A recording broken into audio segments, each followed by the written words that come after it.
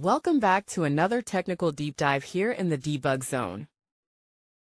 Today we're tackling a big question and breaking it down with insights from other users. Hopefully this clears up some misconceptions and helps you get the answer you need. So buckle up, stay a little curious, and let's jump right in.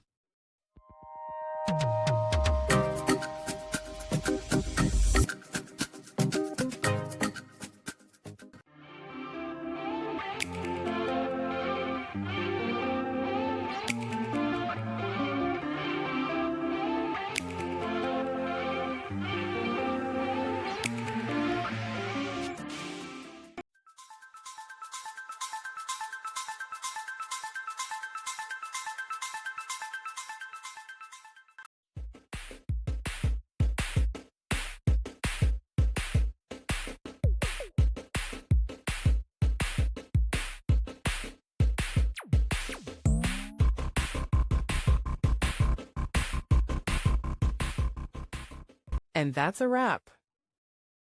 I hope you found the answer you were looking for. If you did, take a second to hit that subscribe button. It really helps out.